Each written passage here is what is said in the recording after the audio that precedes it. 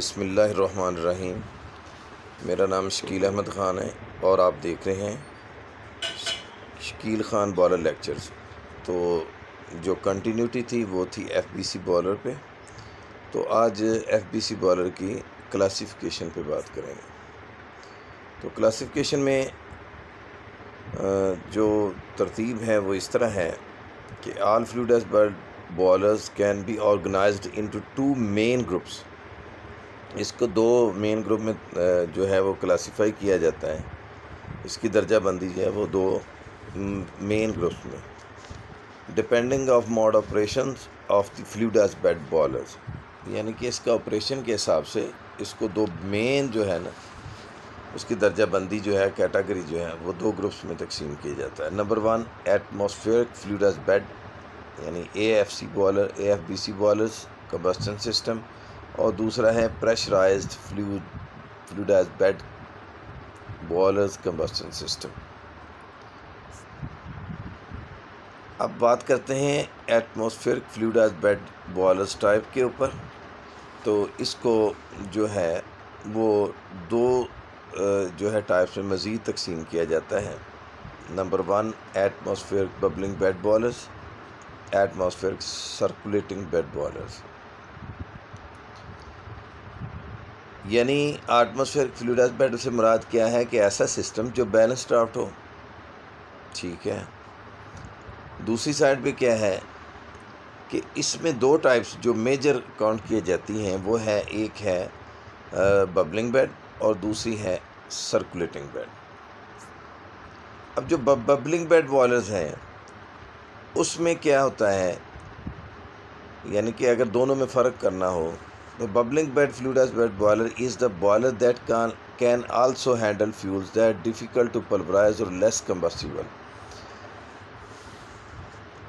इसमें ऐसे फ्यूल इस्तेमाल किए जाते हैं, या ये सूटेबल जो है वो सिस्टम बबलिंग बेड कहाँ पे होता है कि जिसको ग्राइंड करना मुश्किल हो और जिसमें कंबस्टिबल भी लेस हो, यानी कि उसकी फ्यूल की क्वांटिटी यानी BTU उसके कम हो, ऐश क्वांटिटी कम हो, और दूसरा ये है कि उसके बर्निंग या उसकी कंबस्चन में टाइम ज़्यादा लगे।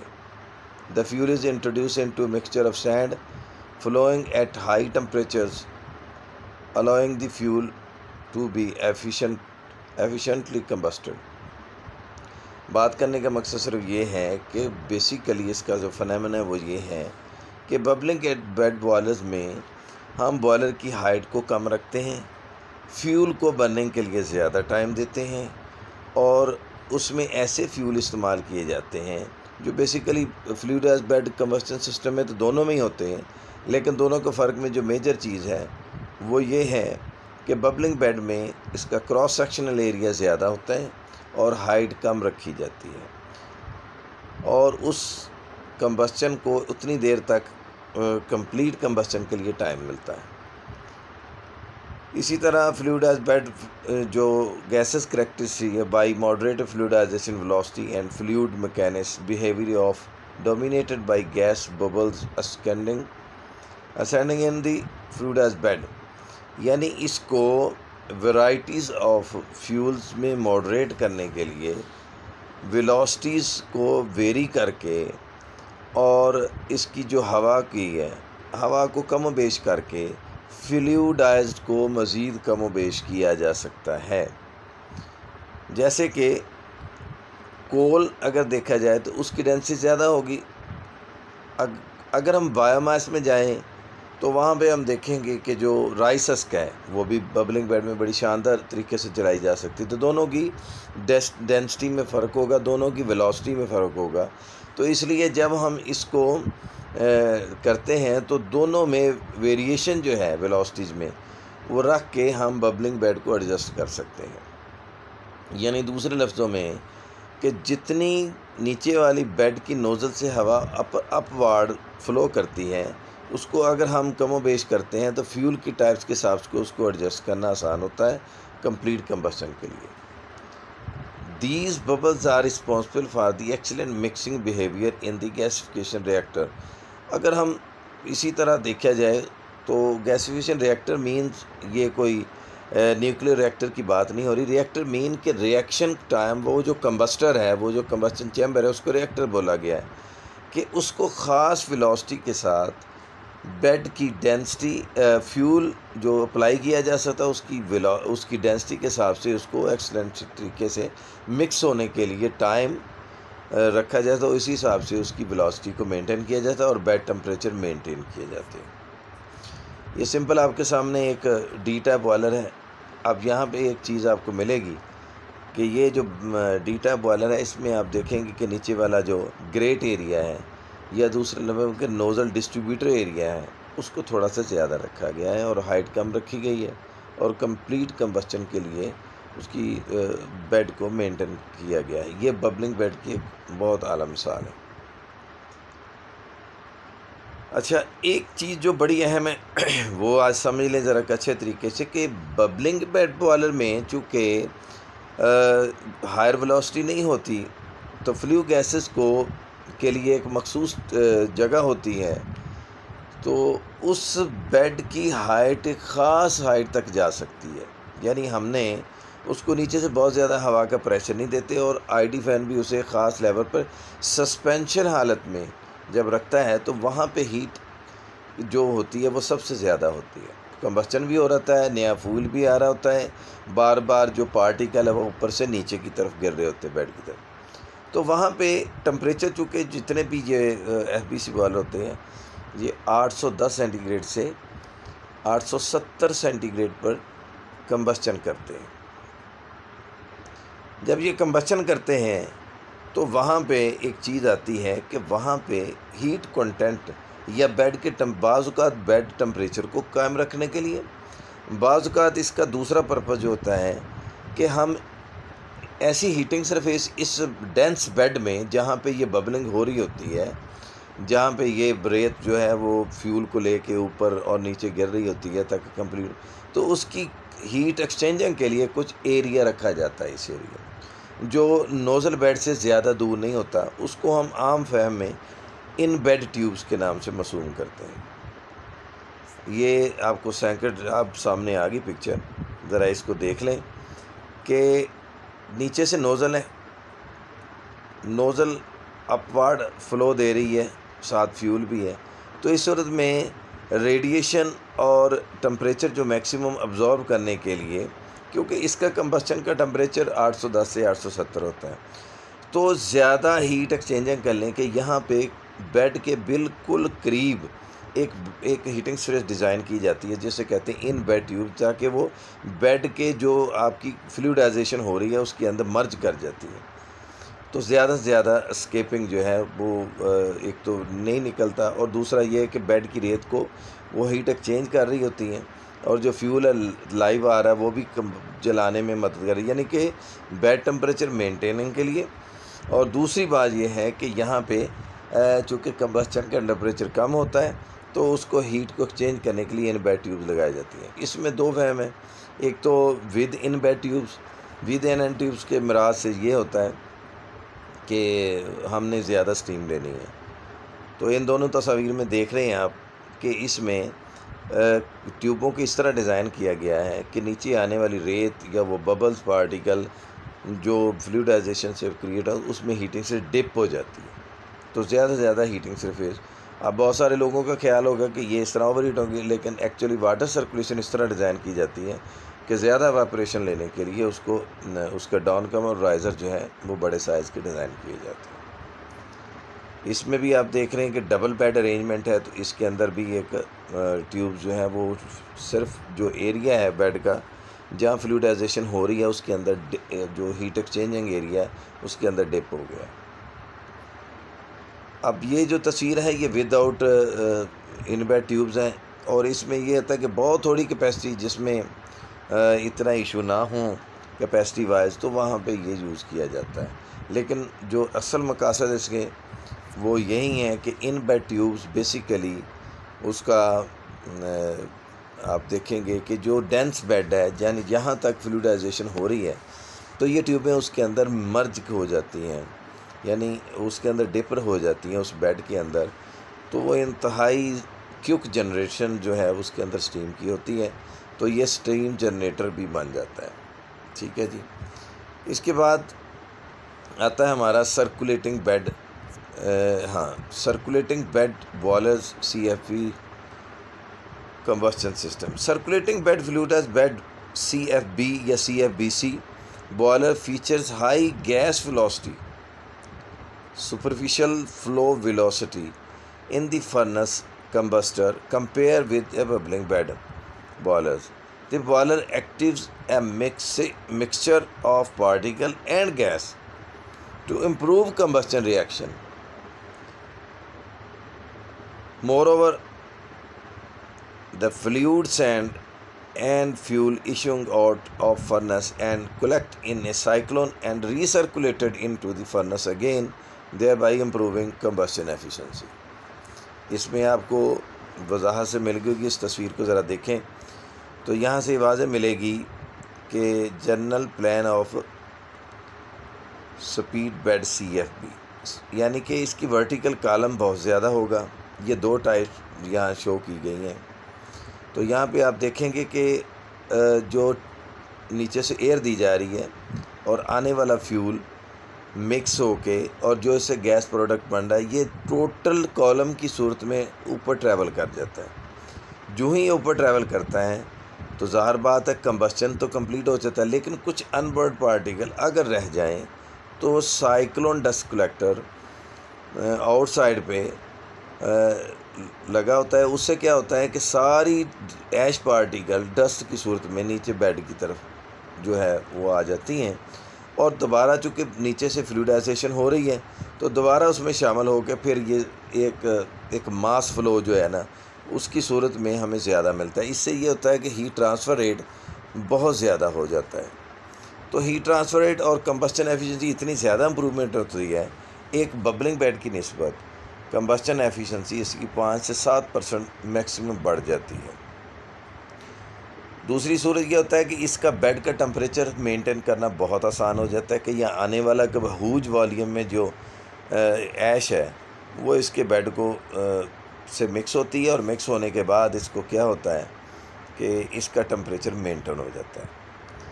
अच्छा, अब इसमें जो सर्कुलेटिंग बेड है इसमें एक नई जिद्दत आई है। सबसे पहले बैबकॉक ने, फोस्टर व्हीलर ने और चाइना की कुछ कंपनियों ने एक काम किया कि हम इस ऐश को बजाय कि फर्नेस से बाहर लेके फिर अंदर लेके आएँ, तो हम क्यों ना साइक्लोन को कुछ इस तरह करके डिज़ाइन कर लिया जाए कि ये जो है फर्नेस से आउट होने से पहले दोबारा फर्नेस में ही एक ऐसा पोर्शन बना दिया जाए कि सैंड जो है और फ्यूल जो मिक्सचर है, जो आपकी ऐश पार्टिकल है, कुछ कंबस्टिबल रह गया वो, ये सब निकल के बेड की तरफ आ जाए। तो इसमें सबसे पहले आप देखेंगे, गौर करेंगे तो ये एक डबल ड्रम बॉयलर है, नीचे से कंबस्टन हुआ और एक साइक्लोन जो है वो उसको डिज़ाइन किया। साइड व्यू में आपको देख रहे होंगे ये वाटर वाल को ही इस तरह साइक्लोन किया गया है कि जिससे तमाम गैसेस बिल्कुल साइक्लोन एक्शन में घूमती हैं और डस्ट पार्टिकल, ऐश पार्टिकल या कंबस्टन, कुछ सैंड पार्टिकल होते हुए बिल्कुल बेड की तरफ जो है वो नीचे की तरफ बाई ग्रेविटी आके उसी बेड में मिक्स हो जाते हैं। इसको कहते हैं विद इंटरनल साइक्लोन। अब इंटरनल साइक्लोन में भी दो टाइप्स हैं, एक तो है बिल्कुल साइक्लोन, एक है इंटरनल। ऐसा पोर्शन डिज़ाइन कर लिया जाता है जिसने फोस्टर व्हीलर और बैबकॉक ने डिज़ाइन किया है कि वो ऐश आपकी आउट होने से पहले तमाम की तमाम बेड की तरफ, नीचे की तरफ बाई ग्रेविटी निकल जाती है। तो ये था cyclone, circulating bed with internal cyclone. दूसरी टाइप है ये है विद एक्सटर्नल साइक्लोन।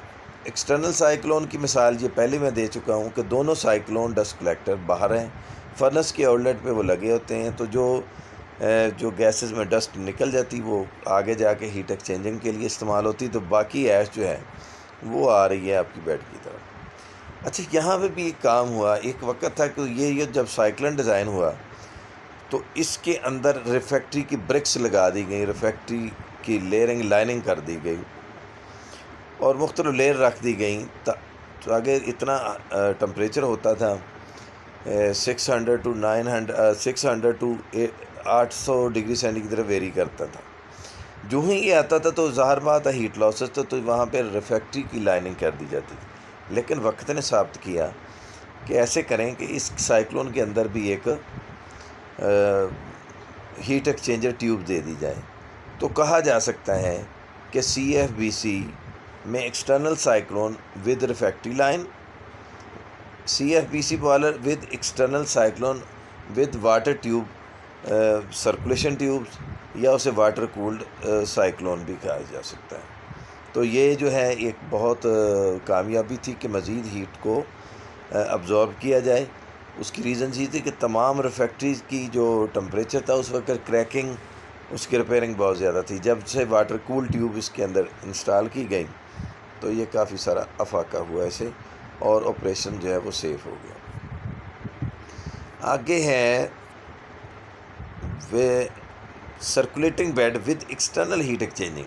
वही बात आ गई जैसे मैंने आपको कहा कि बाहर साइक्लोन लगाए गए तो उसके अंदर वाटर कूल ट्यूब्स का इस्तेमाल किया गया ताकि ऐश का टेम्परेचर कुछ कम हो जाए, ताकि बेड टेम्परेचर जो है उसके लिए नए फ्यूल की एंट्री जो है वो थोड़ी सी, क्योंकि फ्यूल की करैक्टरिस्टिक्स जो है खसूसियत की वजह से आने वाली ऐश के टेम्परेचर को कमो बेश करके फ्यूल की सप्लाई को बेहतर किया गया।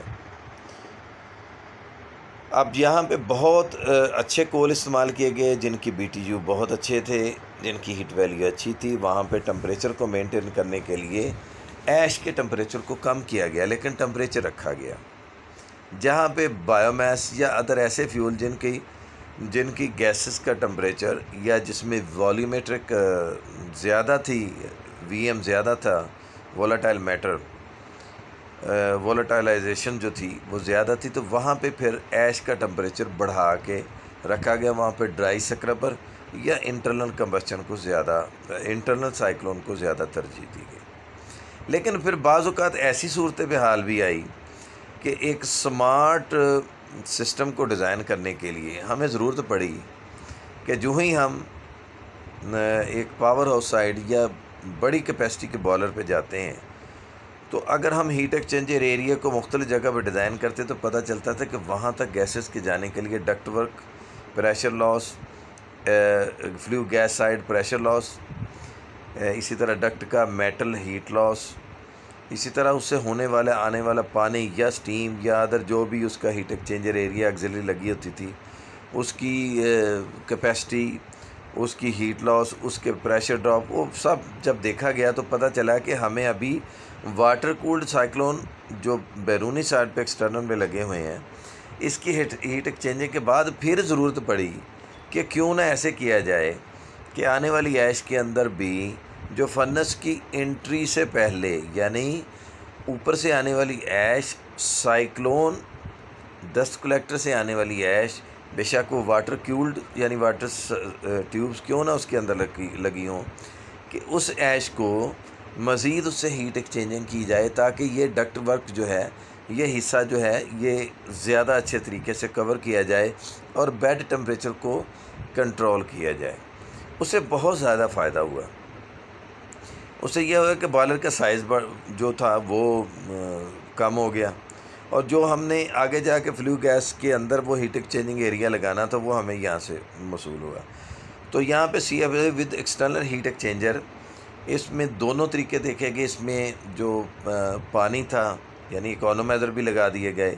बाद जगह अगर हमें अच्छा सूटेबल टेम्परेचर मिला तो उसमें हमने ये भी किया कि उसके अंदर सुपर हीटर, रीहीटर, तो ऐसी चीज़ें भी डिज़ाइन की गई जिससे हमें ये फ़ायदा हुआ कि जो ऐश का टेम्परेचर वो मज़ीद ले लिया गया।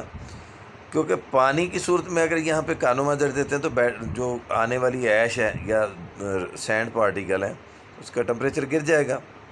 लेकिन अगर इसी एरिया में एक सुपर हीटर या रीहीटर दे दिया जाए तो इतना टेम्परेचर नहीं गिरेगा, लेकिन मास फ्लो इतना ज़्यादा होता है कि वहाँ पे वो हमें जितनी ज़रूरत थी हीट लेने की उसे बढ़ाने के लिए वो हमें मिल गई। तो इस तरह ये जो सर्कुलेटिंग बेड है उसको मैं ज़रा दोबारा डिफ़ाइन कर दूँ कि internal cyclone with external cyclone. Internal cyclone होते ही वाटर कूल्ड है क्योंकि फर्नेस के अंदर है।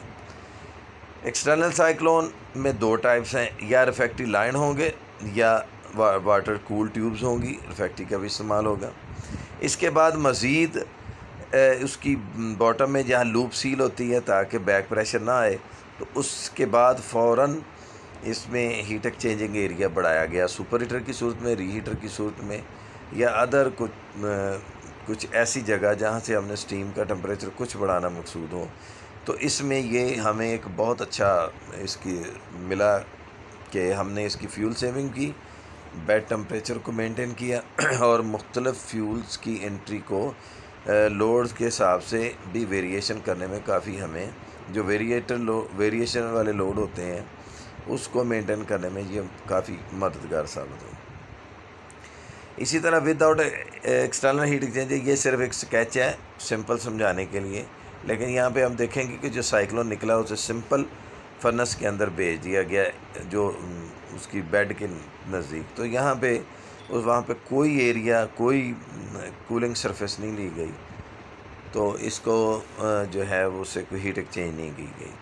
तो बज़ाहिर तो ये उन फ्यूल में बायोमास में ज़्यादातर इस्तेमाल होता है कि ऊपर से आने वाली या बहुत ही लो ग्रेड फ्यूल्स के लिए इस्तेमाल होता है कि आने वाली जितनी ऐश होती है, जितनी उसका टेम्परेचर पहले गिर चुका होता है, तो फिर हम उसको सिर्फ एज अ फ्यूल या अनबर्न को जलाने के लिए इस्तेमाल करते हैं।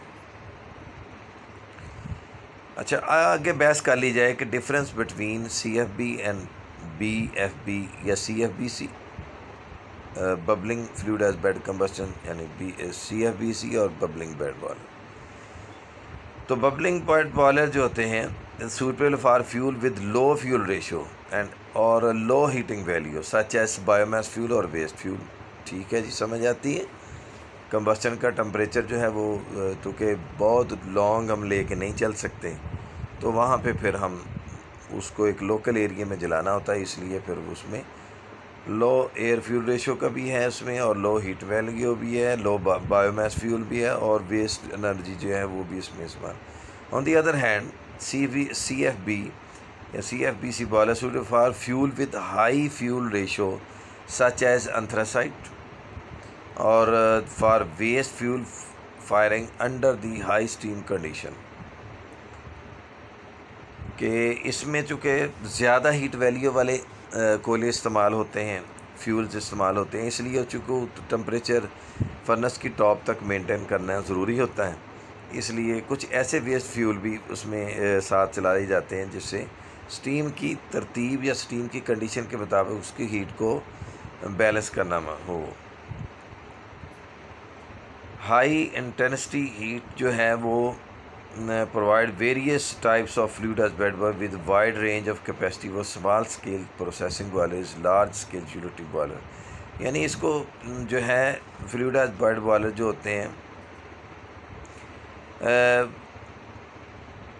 कि इसकी कैपेसिटी जो होती है एक स्मॉल स्केलर बॉयलर से उसी वॉल्यूम के ऊपर अगर हम रखी जाए तो हमें शॉर्ट फॉर्म में वो कम स्पेस वॉल्यूम में उतना जो है वो यूटिलिटी बॉयलर हमें जो है वो प्रोवाइड हो जाता है, मिल जाता है। इसमें मैं पीछे ये पिक्चर होनी चाहिए थी लेकिन बहरहाल ये आ गई। ये मज़ीद आप लोगों के लिए एक वजाहत कर दूं कि ये बबलिंग बेड बॉयलर में देखें जो बेड है नीचे से एयर आ रही है तो ख़ास जगह पे जाके उसकी डेंसिटी मुअल्लक हो गई, सस्पेंड हो गई है, सस्पेंशन हालत में। लेकिन साथ ही एक सर्कुलेटिंग बेड है कि हवा की वेलोसिटी इतनी ज़्यादा रखी गई है कि साइक्लोन डस्ट कलेक्टर से फिर दोबारा जो है वो बेड में भेजी जा रही है। अब इसमें आप एक और मैप भी देख लें डिफरेंस बिटवीन CFB और BFB बॉयलर्स में, तो ये ज़रा देख लें, आपको थोड़ा सा यहाँ पे समझ आ जाएगी कि बबलिंग बेड बॉयलर जो है इसमें आप नीचे लिखे लोअर हीटिंग वैल्यू, तो इसका बेड का साइज़ बड़ा हो गया। जब हायर हीट वैल्यू होगी तो CFB अपर पोर्शन का बेड का साइज़ कम हो गया। तो उसके लिए सूटेबल क्या है, एंथ्रासाइट, सेमी एंथ्रासाइट, बिटुमेनस कोल। अच्छा, इसमें अब क्या करते हैं कि नीचे क्या है बायोमास फ्यूल, वेस्ट फ्यूल जो है वो बबलिंग बेड के लिए, और लिग्नाइट भी एक कोल की यानी कि ख़ासियत है कि ये मिक्स करके साथ चलाया जा सकता है, लिग्नाइट जो है बायोमास के साथ। तो इसको देखा जाए तो फ्यूल रेशो साइड पे आप देखिए, सिंपल समझने से मुराद ये है कि आप देखें कि सर्कुलेटिंग फ्लूइड एज बेड है वो अच्छे कोल्स के लिए हैं, इनका बेड एरिया कम होगा। बबलिंग बेड बॉयलर जो है उनका एरिया ज़्यादा होगा, उसकी हाइट, बेड की हाइट जो है वो कम होगी, और जो सर्कुलेटिंग बेड है वो नीचे से लेके ऊपर तक आप देखें साइड पे जो फ्यूल रेशो है वो 10% तक आप इसको कंसीडर करें।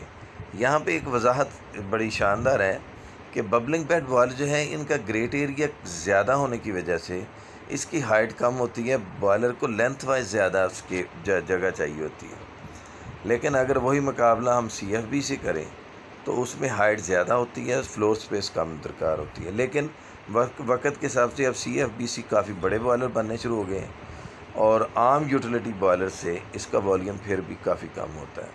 तो ये एक बात वाज़ेह है कि अगर कुछ ऐसे फ्यूल जिसमें हीट वैल्यू ज़्यादा हो, देर से कंबस्चन करते हों, तो उसको लॉन्ग टाइम देने के लिए उसको बार बार फर्नेस के टॉप से साइक्लोन से होके बेड की तरफ उसे ले के आया जाता है, फिर जाके वो मज़ीद उसे एफिशिएंट बनाया जाता है।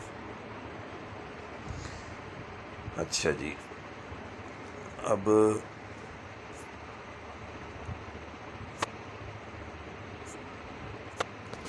यहाँ पे ये मेरा जो लेक्चर था वो कंप्लीट हो गया।